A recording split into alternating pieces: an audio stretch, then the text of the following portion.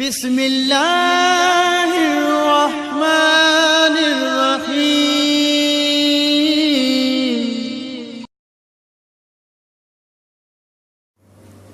अऊज़ु बिल्लाहि मिनश्शैतानिर्रजीम। बिस्मिल्लाहिर्रहमानिर्रहीम। अल्हम्दुलिल्लाहि रब्बिल आलमीन वस्सलातु वस्सलामु अला रसूलिल करीम सय्यिदिना व नबियिना व मौलाना व मौलास सकलैन जद्दिल हसन वल हुसैन बिल कासिम मुहम्मद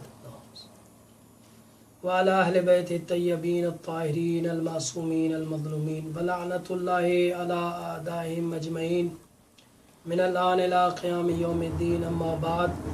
बिस्मिल्लाहिर्रहमानिर्रहीम। वअब्दुल्लाह वला तुशरिकू बिही शैया व बिल वालिदैनि ihसानन व बिज़िल क़ुरबा वल यतामा वल मसाकीन वल जारि ज़िल क़ुरबा वल जारिल जुनुबि वल साहिबि बिल जंब व इब्निस सबील व मा मलकत अयमानुकुम इन्नल्लाह ला युहिब्बु मन काना मुख्तालन फ़ख़ूरा। मोहतरम नाज़रीन किराम, अज असां तव्हांजी ख़िदमत में पाड़ेसरियुनि जा हुकूक मौज़ू खणी हाज़िर थिया आहियूं। ऐं अॼु मां पहिरें प्रोग्राम जी इब्तिदा बि ख़ुदावंद मुताल जे कलाम सां कई आहे। ख़ुदावंद मुताल सूरह निसा आयत नंबर 36 में इरशाद फरमाए थो,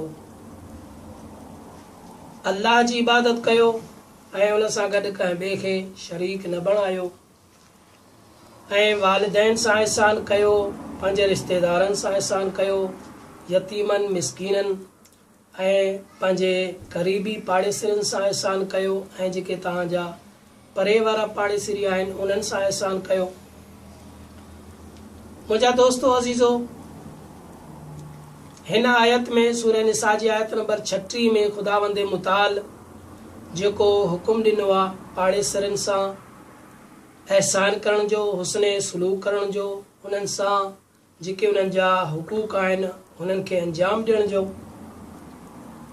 पहिरियों हिते हिन आयत में अगरि ॾिठो वञे त ख़ुदावंद मुताल 10 हक़ बयान फरमाया आहिनि। पहिरियों हक़ जेको आहे हिन आयत में ख़ुदावंद मुताल जेको फरमाए थो उहो ख़ुदा जो हक़ बंदनि जे मथां आहे, ऐं बाक़ी जेके ॿिया हुकूक आहिनि उहे बंदनि जे मथां आहिनि।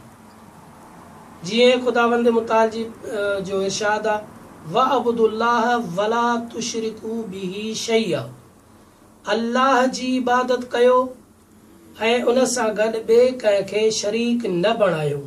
इहो आहे ख़ुदा जो बंदनि जे मथां हक़।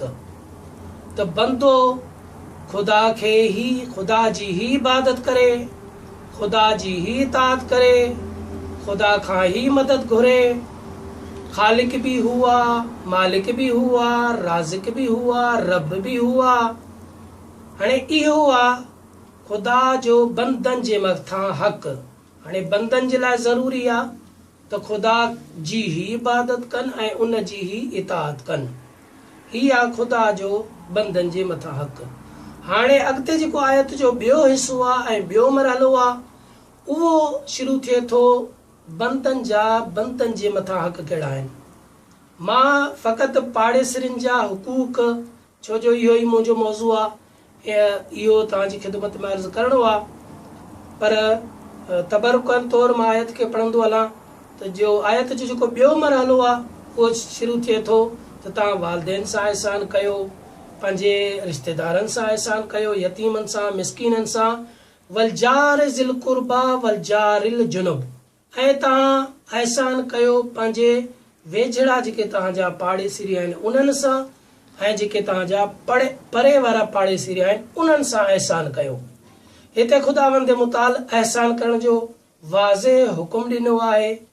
असांजे लाइ ज़रूरी आहे त असां पंहिंजे पाड़ेसरियुनि सां जेको ख़ुदावंद मुताल जो हुकुम बि आहे एहसान कयूं, उन्हनि सां सुठो सलूक कयूं, उन्हनि जो ख़्यालु रखूं ऐं उन्हनि जा जेके इस्लाम में हुकूक आहिनि उन्हनि खे अंजाम ॾियूं।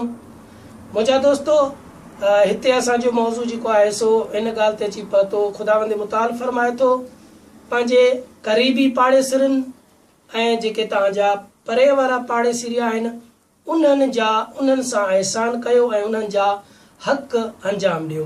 इंशाअल्लाह अॻे निशस्त में अॻे प्रोग्राम में तव्हांजी ख़िदमत में उन्हनि जा हिकु त पाड़ेसरियुनि जी तारीफ़, पाड़ेसरी जी हद केतिरी आहे ऐं उन्हनि जा हुकूक कहिड़ा कहिड़ा आहिनि, इंशाअल्लाह हर प्रोग्राम में तव्हांजी ख़िदमत में बयानु कंदा हलंदासीं। वस्सलामु अलैकुम वरहमतुल्लाह।